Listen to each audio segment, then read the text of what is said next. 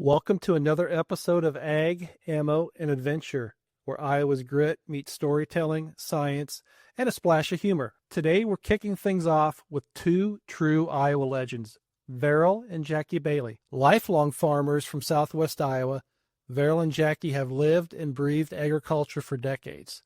Their story isn't just about crops and cattle. It's about resilience, partnership, and a community rooted in hard work. I had the honor of working for them back in high school. And let me tell you, Varel wasn't just a farmer. He was my unofficial professor of repair. That man could fix anything, and he taught me how to do the same thing. Whether it was a broken gate, a stubborn tractor, or a piece of equipment that looked like it hadn't worked since Nixon was in office, Varel had a way to patch it, tweak it, or just flat out resurrect it.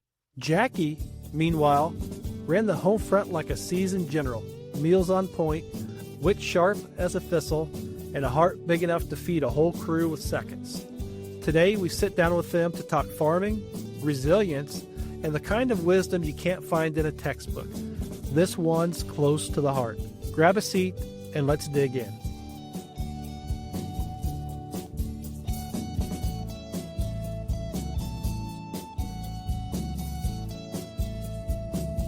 Todd Coffelt, small-town farm kid living in the city. Steve Larsen here, the Southwest Iowa native. Thank you for attending another episode of Ag, Ammo, and Adventure. Today, we have two icons from rural Iowa, Varel and Jackie Bailey. Varel, I'd like you to introduce yourself to the audience. Oh, yeah. Varel Bailey grew up in Anita, Iowa, a little town of about 1,000 people, and grew up in the country out on a farm. Got lucky enough to go to Iowa State University in farm operations, and of course that had Army duty, and that took me to Germany for a year, and then back to the farm, and incorporated the farm, and then our son took it over, and so we're in retirement and just trying to learn how to retire. Jackie, how about you? I grew up on a farm also, and was involved in mostly church and 4-H. 4-H, being a mom. Had 3 kids. That's like 3 full-time jobs, Todd. My mom knows that. So just out of curiosity, how big was the farm you grew up on? Both of you, just for perspective as we get into this conversation, what the definition of what farming is, what it was, what it is. I grew up on a 240-acre farm, which is a little bit more than 1/4 of a square mile. And we had cattle, hogs, and sheep. I grew corn, later on soybeans, and of course hay for the cattle.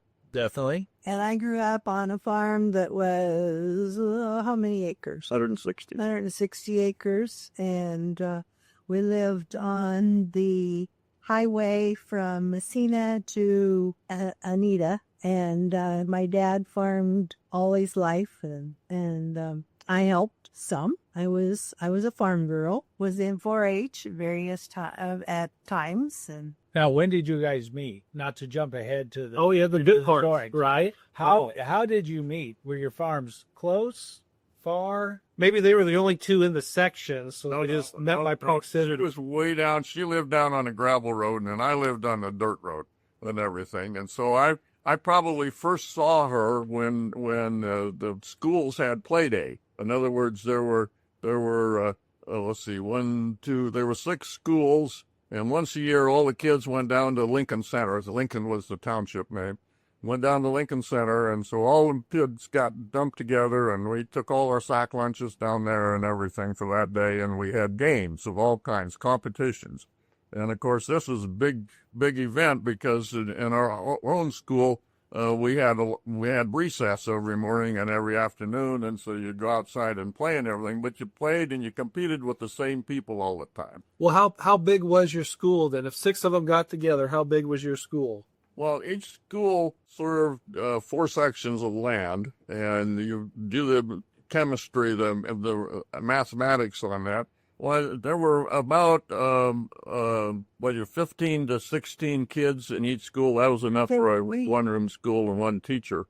And I so, think we had 12 in our school. Yeah. Because it depended on how many or families. There were a little bigger farms in some of the areas. on play day at the end of the school year and so forth, why there could be up to 9 schools in that township. Oh, wow. Center, but a couple of them were closed because there were not enough kids. You had to have at least 5 kids, or you couldn't afford a teacher, and so they either went to town or went to the adjoining district and everything. And so that's probably the first that I got to know her, was probably playing games now at Lincoln Center. Very nice. Thank you. Well, again, so my mind goes toward now. Did Varel stand out, or did Jackie stand out? And you're like, hey, we're playing games. I should jump on the horse and take her out or something. Well, remember, we were only kindergarten through 8th grade. 8th grade. Oh, okay.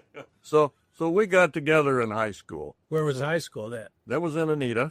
Anita had Not consolidated. It's not a consolidated, but it just the townships. The town was a district, and the rural area was Grant Township, and then Lincoln Township was the one solidus, and so they all got together, and all the kids in the town and the 2 townships made up the Anita School District. And so basically we got together. We knew each other and everything, but one of my friends and one of her friends needed somebody to go out with to the double date. And so that's how it all came together. They broke up. We didn't. Yeah. Very good. Very good. So, and I'm interested. So, again, I went to Iowa State just like you did, Varel. What was farming like back then? We've talked about, you have probably seen copious amounts of change in farming from when you helped mom and dad until your son Scott took over a few years ago. How did it start? What did it look like when it started? And I'm curious, as a follow-up question to that, of when was the best change, right? When did some technology or something, crops, equipment, when did you say, oh my goodness, it is not like it was when I grew up? So just before we do that, and I'm not going to ask you your age, Mrs. Bailey. How old are you, and when were you farming?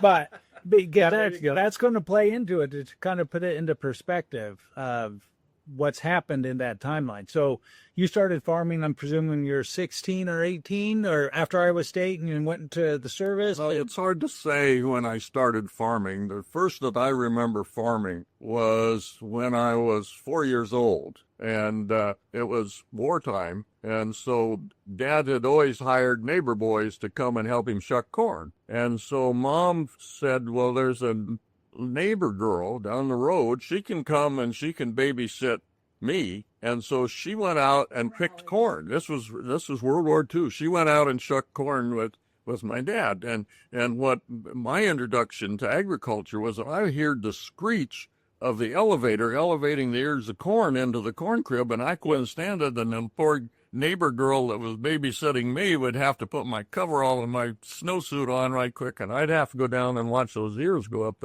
That was my introduction to agriculture. And so you could say basically I was hooked. About what year was that? That was the war. 42? for probably 44. When I did, I was probably 3 or 4 years, 43 or 44. Right. There you go. Right. And I was a little behind him. I'm 4 years younger than you? 2 years younger than you. And I didn't really help my dad farm. The only time that I really helped him was when we were making hay. So I knew that she'd make a farm wife, because I took her out to a movie on Saturday night, and I discovered she was uncomfortable and everything, and I asked her what wrong. And so she had gone out and driven the tractor on the hay baler with shorts on. All day. Afternoon. All afternoon, and she was very uncomfortable. So we made it through the movie, and we got back home. So, but it was a successful date after all. Very good, very good. Well, what kind of tractor was it that you drove? John Deere. John Deere? Yep. Guess what he drove? What'd you drive, Varel? International Harvester Farmalls. So we had red and green competing. It started early. It started earlier, that's right. So that was a big test with her father. I mean, to have somebody that was there was a farmall guy coming down and dating a John Deere girl. Was, that's stressful. It gave you a starting point. It gave you a starting point. Right. Well, and Jackie, if I remember right, your dad's name was Lyle. Yes. Well, how did Lyle take to the international voyage calling on you? Him a little. Did it? He wasn't real vocal about it, but he was okay. That's too good. That's awesome. Okay, so back to the question. So you started out and you went to Iowa State, and you had to see other things at Iowa State or hear of other things other than what you experienced that piqued your interest and kept information coming to you, I would presume. Well, I really wasn't too active in sports or anything like that. And in fact, they had some real good debate and everything. And I participated a little bit in debate. And probably the reason that I didn't participate much at Iowa State was that two things. My mom was a Democrat and my dad was a Republican. And I had two sisters, one 5 years older and the other one 7 years older than me. So when we sat at the kitchen table to eat, I was the guy that had to sit with my knees on each side of the leg, with mom on one side and dad on the other side, because that way I wouldn't fight with my sisters, okay? And so that is how I grew up. But to make it further, my mom was a staunch Democrat and my father was a staunch Republican, and they never argued. What? They never argued. But all of the issues at the kitchen table were thoroughly discussed. And what I learned of that whole thing is that if you get involved in a debate, you're really not effective in a debate unless you can argue both sides with equal velocity. And so that carried me through many, many episodes later on in life when I was a registered lobbyist in Congress for a while. And so when you're doing something like that and you stand up and you decide that you don't like what Jesse Helms is telling you about this bill on there, and I couldn't refuse, it was the conclusion of the session, I stood up and asked permission to address the issue, and I tore him apart. I changed the vote. That vote secured the financial bailout of the rural banks in the Middle West.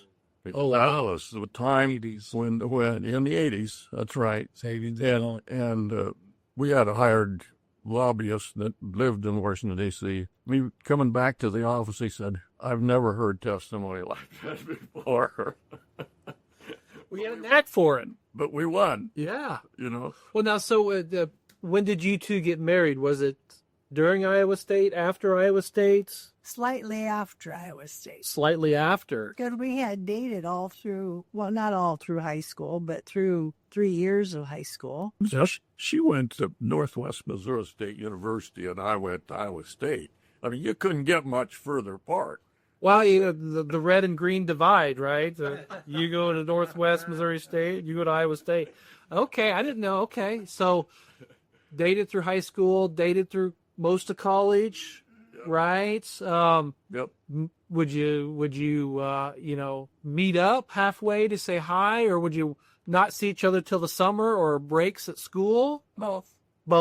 Yeah, whatever worked out, So, and Dad told me we had the farm going and everything, and after my freshman year up at Iowa State, he said, "If you come home on the weekends," he said, I'll buy a new cart and give you the old one, and you can drive to Ames, see?" And she would then sometimes catch a ride home because there was always traffic coming between Maryville and Anita. And so then we'd date, basically have Saturday night date and everything, and then we'd go back to college. And so we pretty much did that all the way through. And then when I graduated, I had Army service. And so the question, I went to boot camp during my junior and senior year, and she was in her senior year in high school then. And so when we got done and I got ready to go on active duty, I had to go back to Fort Sill to do my gunnery training. Why, she went along. And then I got drawn. I had a choice because I was pretty good at gunnery, and so they said, "Where do you want to go?" And I said, "I want to go to Germany." And so that's what took us to Germany for a year and a half, and experienced that. Where were you at in Germany? Nuremberg, Nuremberg. right? Really? Yeah. Yeah, Right in the middle of it. right. Yeah. Right. And the Russians were just finishing up building the Iron Curtain at Nuremberg. And so we'd go on Sunday drives and go over and watch the Germans or the Russians try and close the border and everything, which was an interesting experience when you look at it in a historical sense. Yeah. And Wow. so that's one of the questions that you suggested was your travel, and I discovered when I tallied it up that I went to Europe 10 times in my career. And I went to China twice. And this was all as a result, basically, because I became so involved in the relationship discussions between the countries. And so, it's just because of the curiosity and because I had taken debate and those kind of things in school and was fairly articulate, I got a lot of invitations. And so, I don't know how far we want to pursue that, but one of them was an interesting deal on going into Russia. I was back lobbying on some bill in the Congress, and I got a phone call, or the corn grower office got a phone call and said, "Secretary of Agriculture wants to talk to you." Okay, so I go down to the headquarters of the Department of Agriculture, and he says, "Come on with me. We're going to the basement." We go down the basement. And in the room down there in the basement were probably a dozen women with bifocal glasses on, and they're looking down at tables of aerial view of aerial pictures. And he said, "Now these are the pictures of the wheat fields in Russia. And these women are good enough, they can tell wheat from barley from rye, and they can measure the fields. So we know how many acres of all of these crops the Russians are growing. The thing that we can't tell is what their research is like. And so are they improving their crops, and are they able to feed their people? So Like improving the yield, getting more bushels per acre? Right, and everything. Yeah. And he said, "I'm going to invite you to go along with me." I'm the Secretary of Agriculture in Russia has invited me to go over there. He said, "I want you to go along with me." And he said, "You think you can help us figure out whether their research is increasing the yield and everything?" And I said, "Well, yeah." I said, "I followed Bob Garst around the research farms of the Garst corn thing and everything." And I said, "I think if you get me in the cornfield, in the research cornfield or the wheat field, and with the director of research, and let me question him with a translator." From Russia, the director of research from Russia? Yep. I said, "I think I can tell you whether they're making progress or not." So that was my first trip. Well, the first trip into Russia. But there was another piece to the puzzle. Yeah. Was that I was the peon in that group. All of the rest of the people in the delegation and everything were I sat clear in the back of the bus.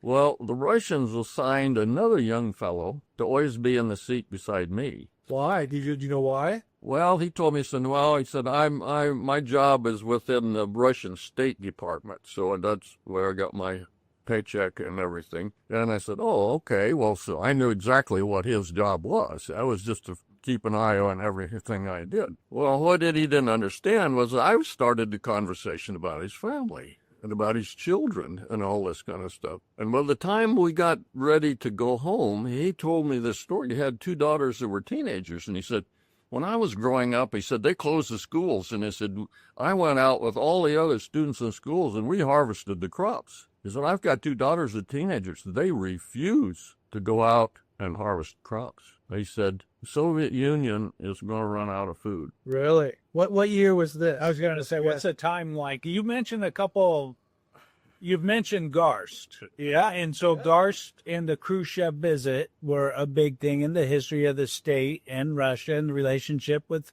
agronomic stuff. Yeah.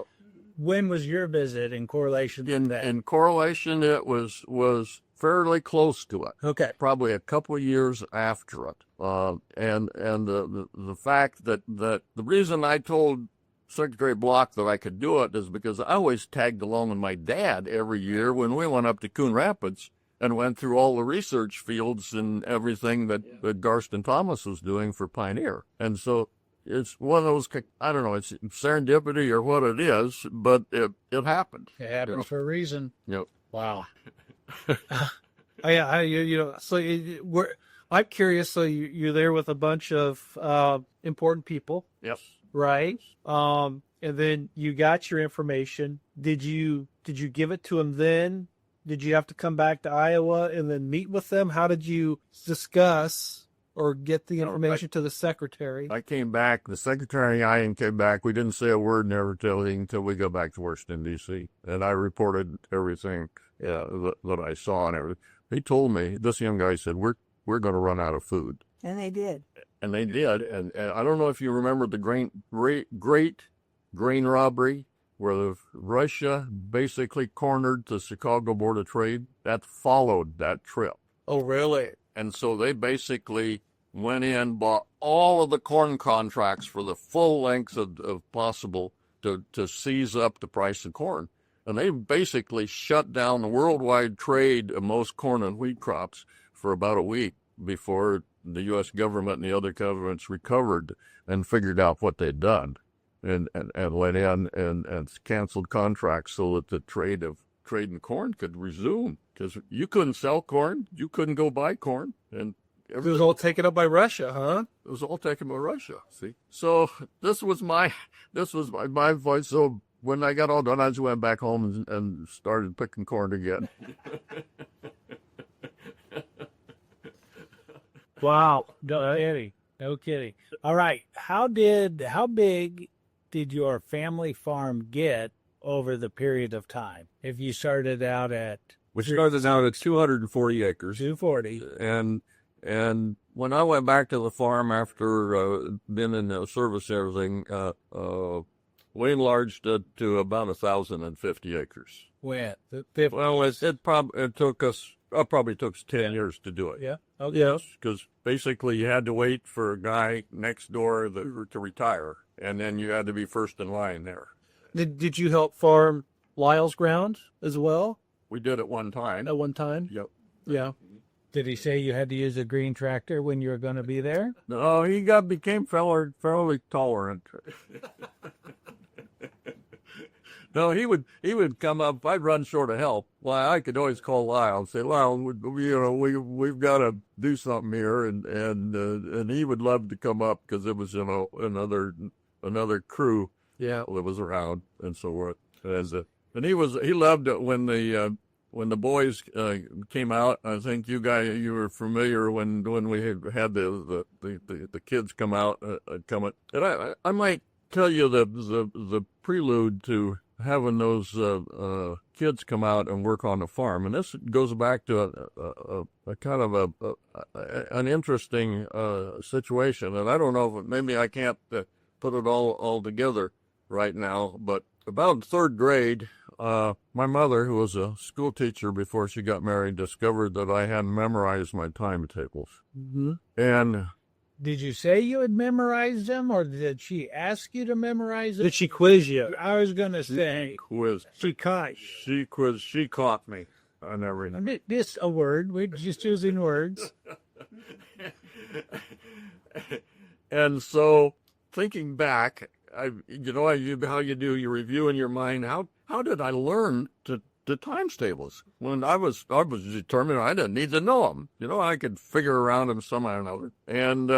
And so she did it in a way that taught me the times tables by the reward that I got from doing it. And it wasn't in money and it wasn't in candy and everything. It was a reward in knowledge. And thinking back, you wonder about the kids that came out and worked on the farm. And I think about the classic case of Boomer Riddle. You remember Boomer Riddle? Yep. And everything? Her sister was teaching English, and they had an in-class composition where they were assigned and everything. And later on, I'll jump forward and get the involvement between her sister Cheryl and I. She comes to me after that we have dinner and she says, "What did you do to Boomer Riddle last week?"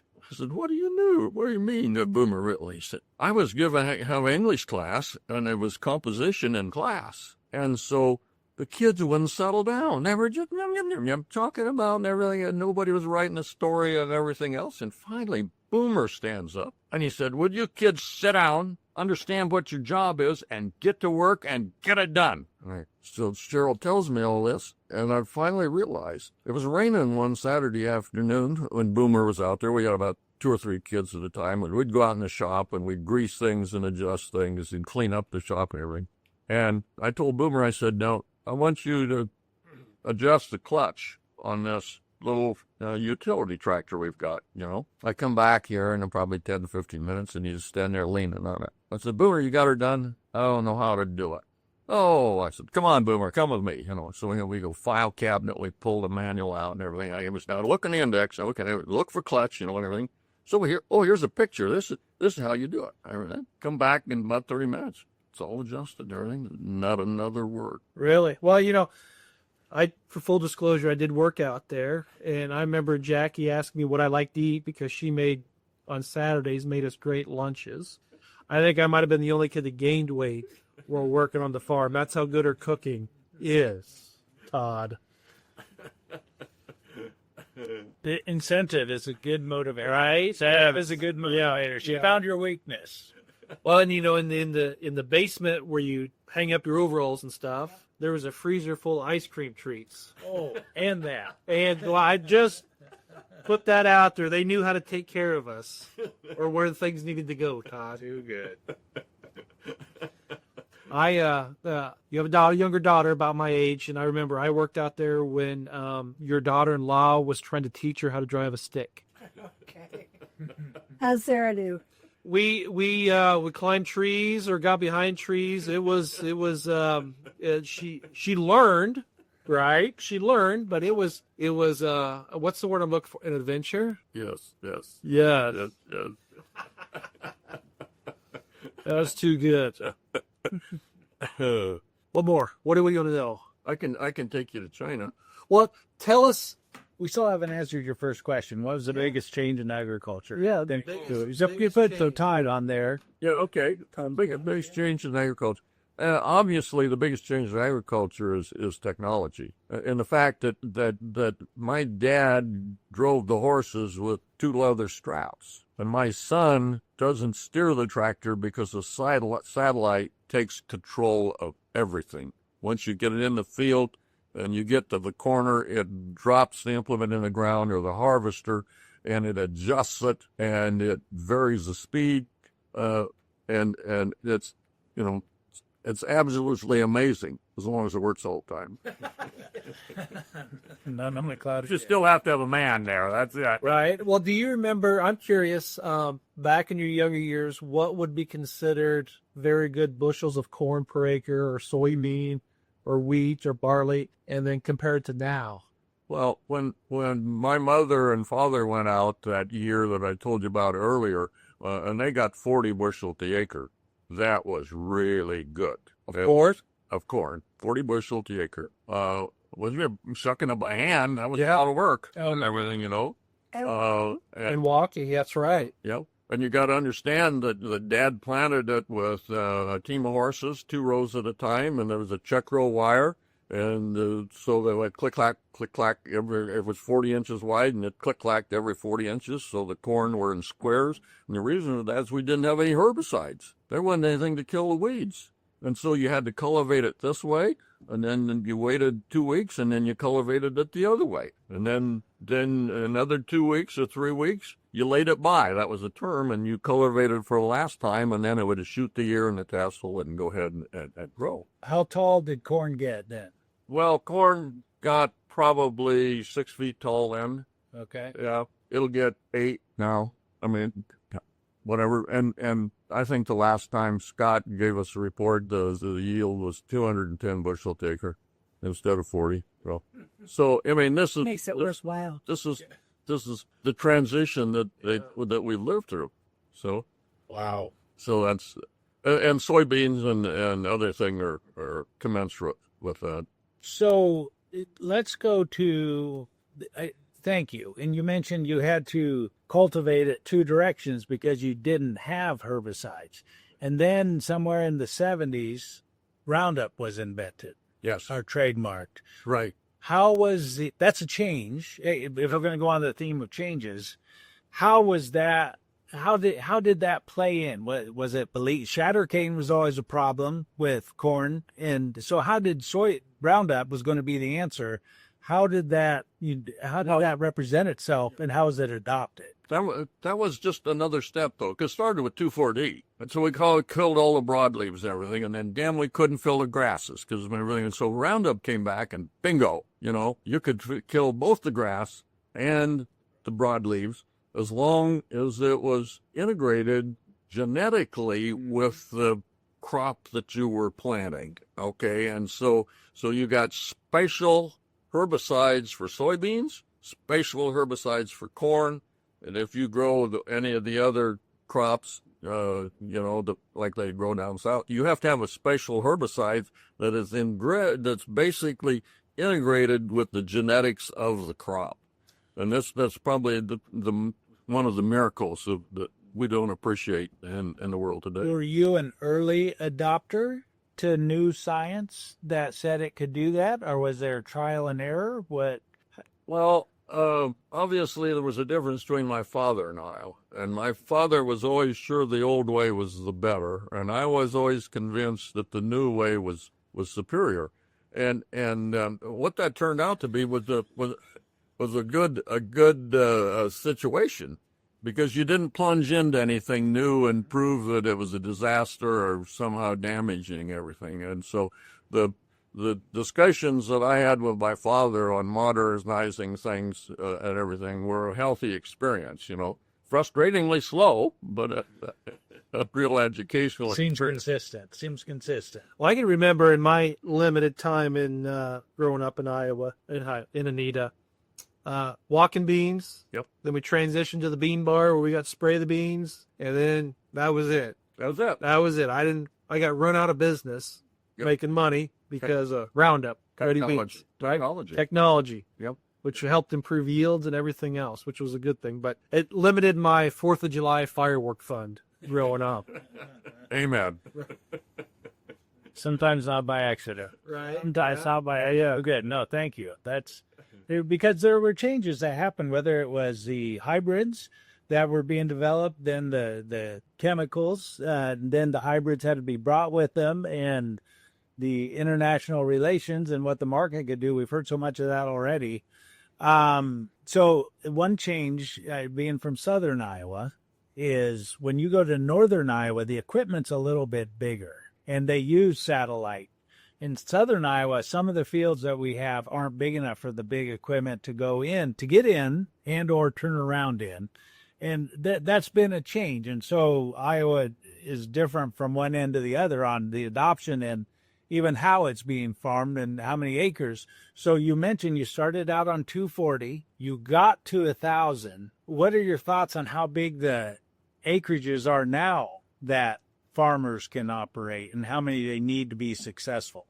Oh, we've got neighbors that are farming 2,000, 2,500 with our big combines and our semis and our humongous planters and everything. You don't need very many hours to get them cropped and get them back out. What you need is a lot of money, because not only the machinery is horrendously expensive, but the seed and the chemicals and the fertilizer are tremendously. In fact, you need the 210 bushel yields in order to be able to finance the combines and the planters and the sprayers and all of the inputs that you need. So it's in some ways it's a race, a chase on the whole thing. The benefactors are the consumers.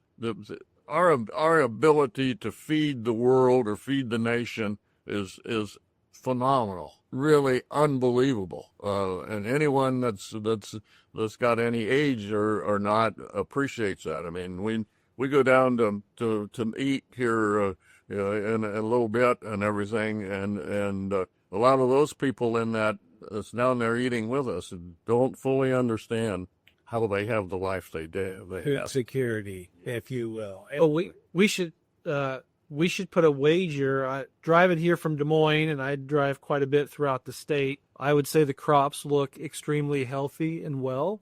How low is corn and soybeans going to go this fall?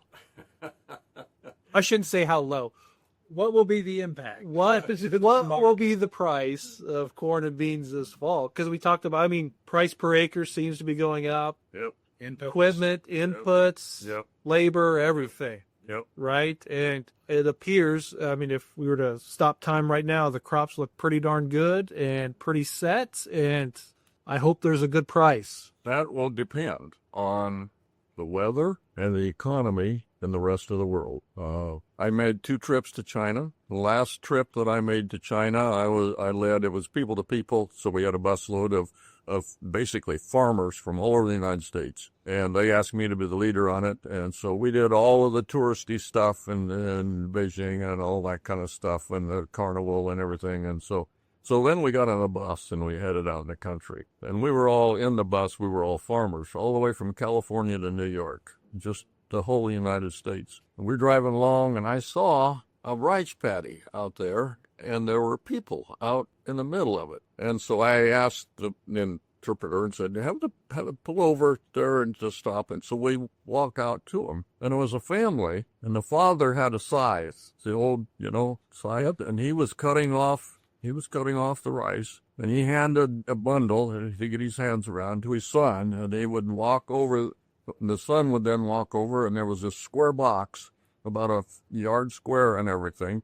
And in the middle of this, across the box, was a wooden drum with nails sticking on it outside, and a broomstick through it, and a handle on it. And one of the daughters was turning the crank as this son held the head of the rice bundle, and so the nails could hit it, and the mother and the other daughter were scraping up the kernels and sorting out the chaff and everything, and putting it in a sack.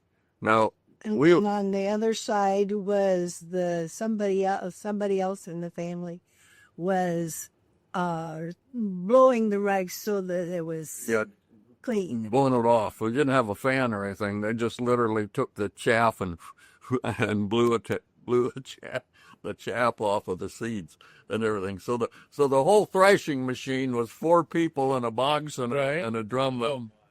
And that was about as modern of a rice harvesting system while we were in China at that time, And so you wonder, I mean, you came back over and said when you see them having an uprising and trying to overthrow government and everything, you have a pretty good idea why they did it, Wow, that's well.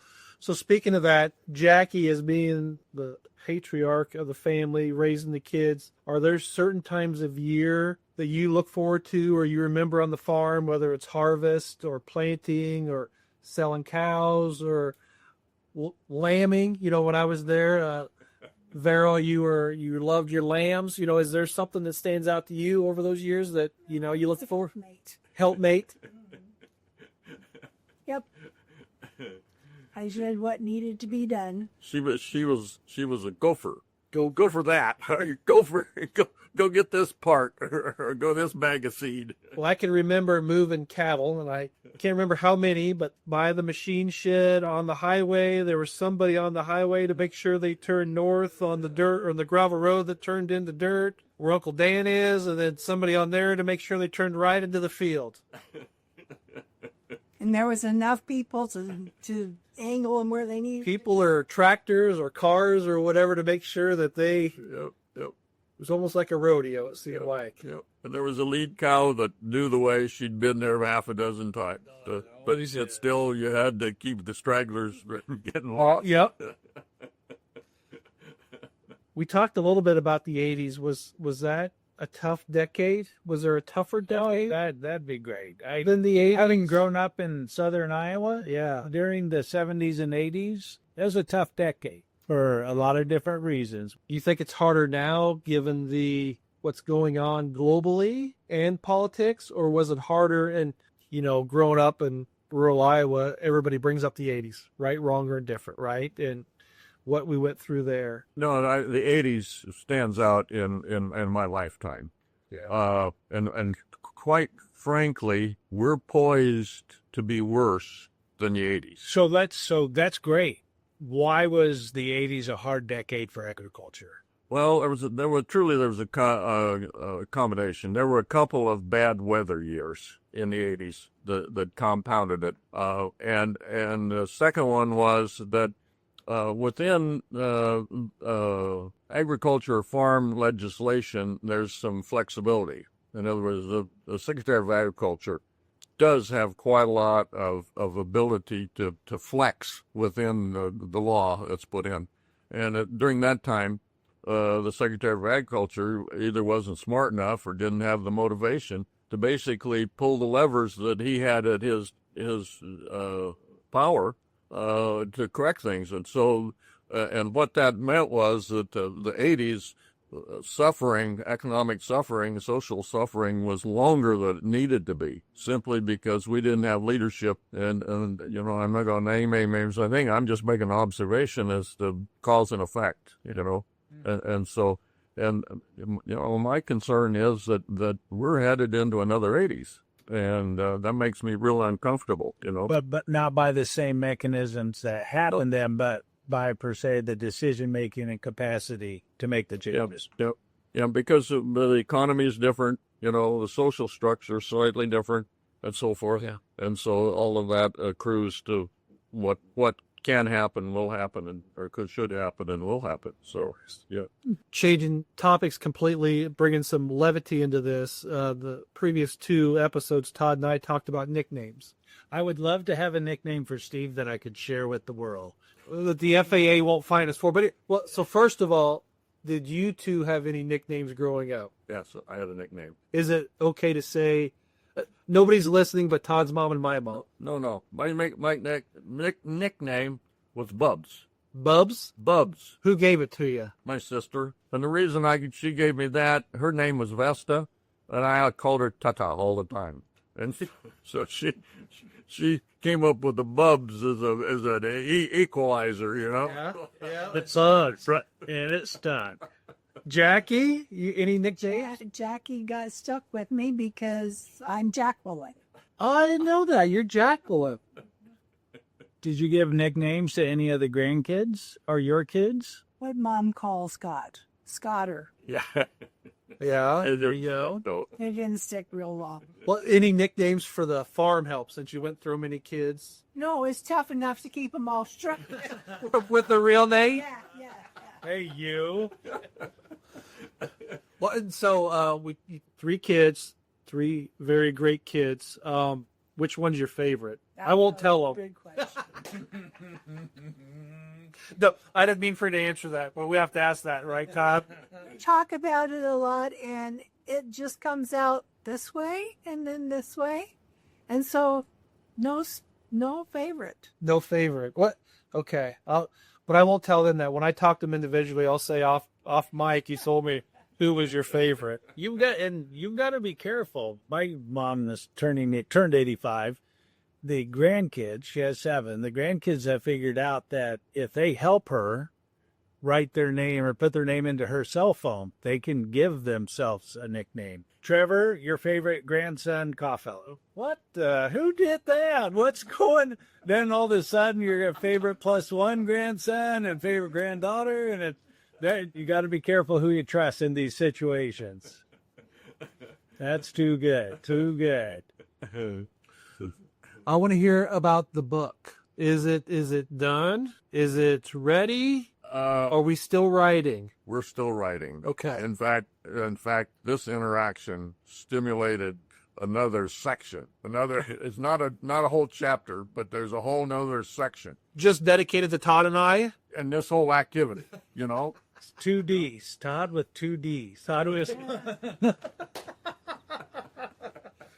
No, that's not what you're saying. We grow away from us because we have Jackie or Jacqueline, Varel, and Sue, and that's their names. Because we had to work with long names when we were growing up. So he shortened it down. Yeah. Yeah. One syllable. So you can pick it. One You can pick. syllable. Easy to yell. Yep. Easy to yell, right? That's right. All your Sarah, Scott, Sue. Todd, Susan. See, I learn something every day. So, the book, you stimulated another chapter. Is there, the last time we ate at the illustrious Wyoda Steakhouse, I think we talked about the book. It might have been on pause because the Anita sesquicentennial. You got it. Yes, I've been working on that. It's coming up. So, let's go with the book first. Is there a deadline to get the book out? Because I know your children, especially one of them in the southwestern United States, is really interested in this book. Yeah. Well, it'll only be done when they tell me the book's full. Okay. So basically, it's a kind of, well, I won't say it's not a diary, but it's a accumulation of significant events, and so. This event wasn't on the radar screen until a couple of days ago, and then I get curious, what's going to do? What are they going to do? How are they going to do it? Right. And so basically, it's that kind of thing that happens that the book's going to be about. So it's not a once upon a time and they did this, that, and the other, and everything. It's a book of episodes in my life and my family's life. So it's an ongoing Memoir. yeah. Anyway, yeah. I hope somebody will volunteer to write the obituary. Well, now that you know Todd and I, we get creative. So basically, what's okay? True. Bottom line, what's the cost? And remember, the motto is never let the truth get in the way of a good story. That's how I'm going to write your obituary. Amen. Well, Jackie, do you have a section of the book? Are you helping? Are you the note taker, the recorder? Is this all on Varel? It's all on Varel. No. She corrects all the spelling and lines through all the stuff that's inappropriate. Okay. Wow. I'm curious. When do you think the book will be done? That's what that comes down to. I haven't pushed. There you go. You got to know when. You got to know when. So, and then, all right. Part 2. Are you two involved with the Anita celebration in 2 weeks? Yep. 1 week. 1 week. Thank you. Yeah, 1 week. Today is Thursday, isn't it? Whatever day it is. When you live in a place like this, you forget what day it is. Really? Yeah. Yeah? Yep. You live off the clock, Or the calendar. or the calendar, Yeah.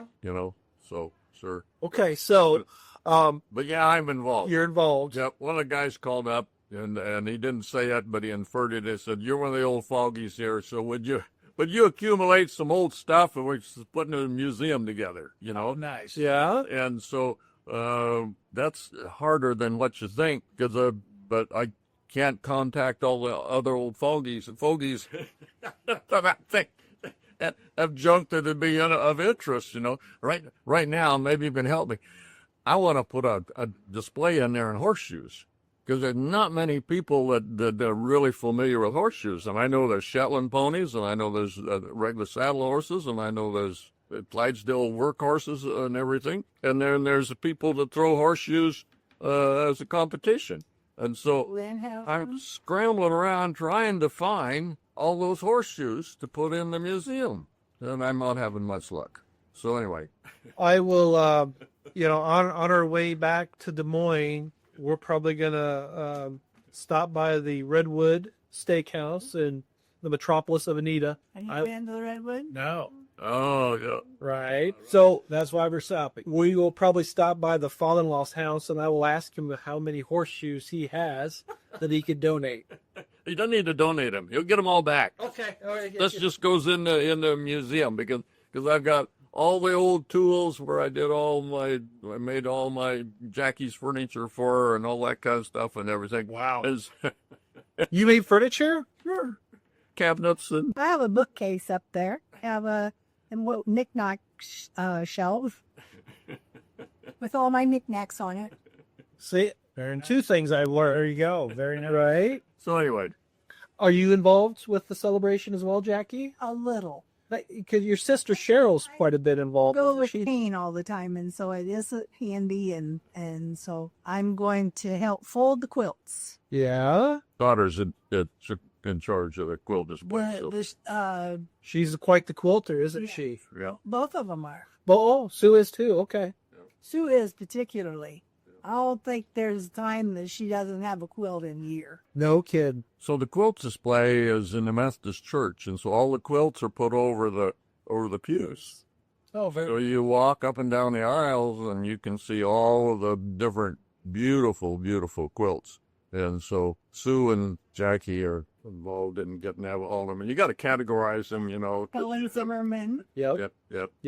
Yeah. Well, so where's the museum going to be at then? It's down at the community center, one of the rooms of the community center, Okay. somewhere Okay. there. So anyway, so I got to do that the next couple of days, get that stuff all scared up. It's coming up, isn't it? You've had 150 years to prepare, and now we better It's time. execute. We're down to hours now. That's awesome. What else haven't we covered? Looking at was gonna say. YouTube, we've covered a lot of ground that, yeah. Anything you want to say about rural Iowa?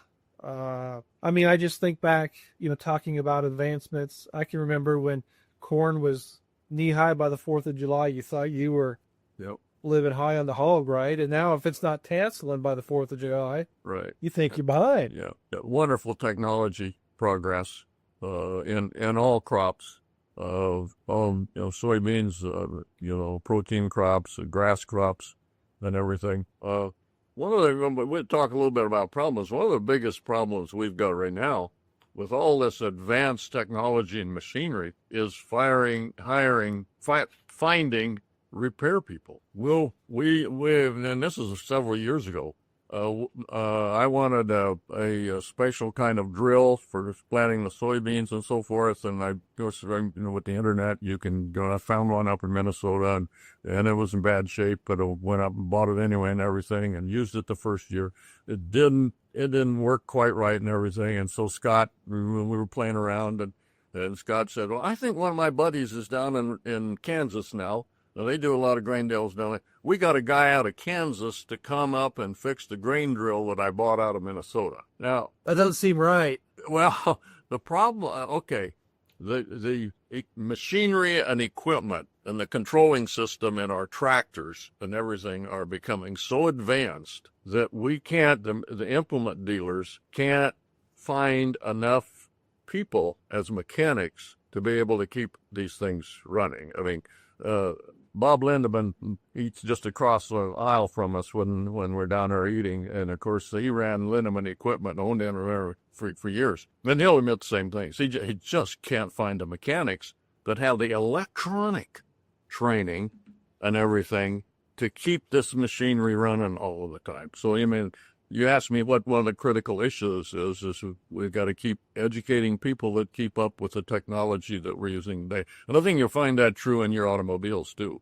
You have a problem in your car. Where do you find a dealer that's got the mechanic that can fix the thing and make it run? Well, and I forgot to mention, I'm going to have to take a step back. Do you have a name for your book? We didn't go over that. No, we don't have a name for the book.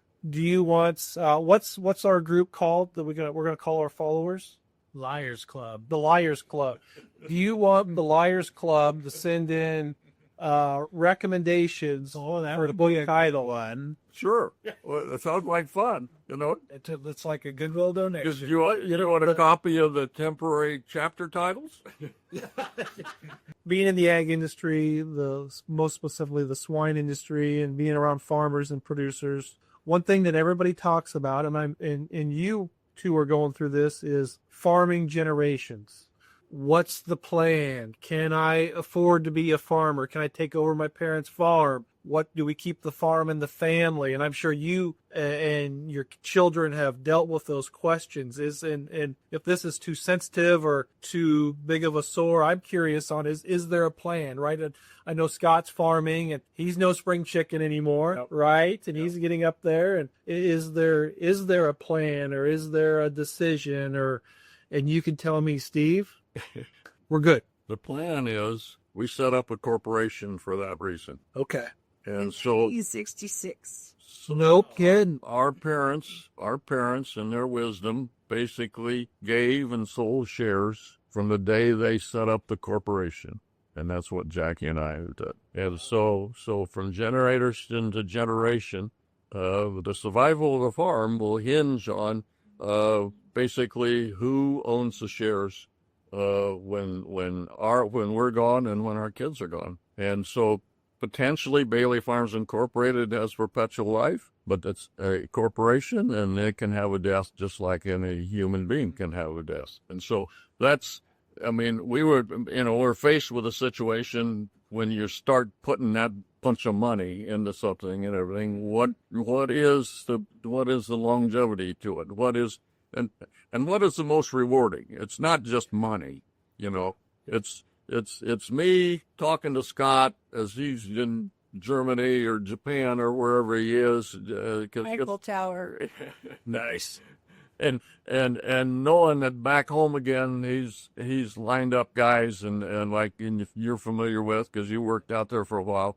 So the thing keeps on going, and so it's a viable and it's alive, And so that's the future that we see, and it's not for us to make those kind of decisions. It's just we make the decisions while we're in charge, and we hand the package to the next generation. So You're probably in the middle of that, Todd, aren't you? Of trying to figure out. In a little way, and everybody does it differently. And I'm just fascinated with all the experiences. My mom is 85, as I mentioned. She's around, and she has a revocable trust. She's from California. She wanted to live on a farm and raise her kids on a farm. She met Dad in Germany when he was on active duty. And so somehow he got her back to Iowa, and that April in 74 when they moved down was a blizzard in April.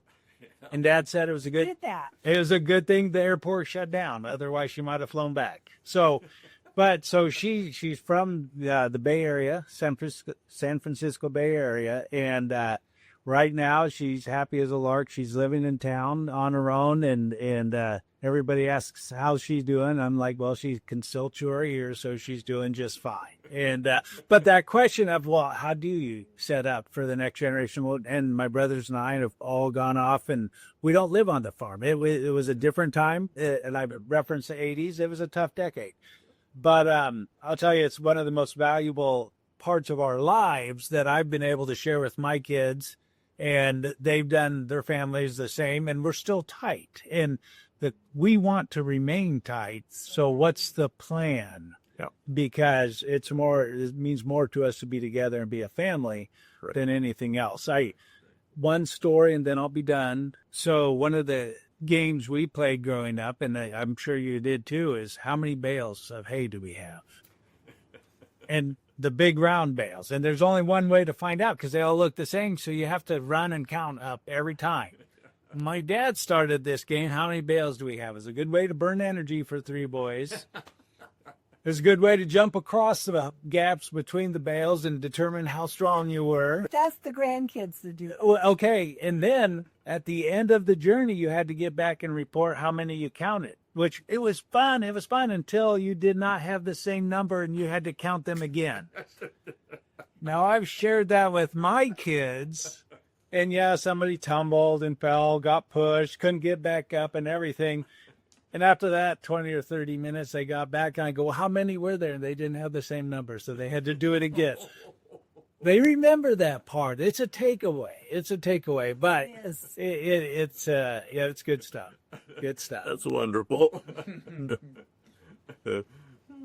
Let's see, what's the only thing I can think of is We talked about where you started, how you grew. Are you still cow-calf, sheep, pigs, row crop, Bailey Farms Incorporated? Right now we're row crop and we're cow-calf. And so when here 2 or 3 years ago, when I told Scott, I said, my back hurts too much. I can't take care of the baby lambs anymore.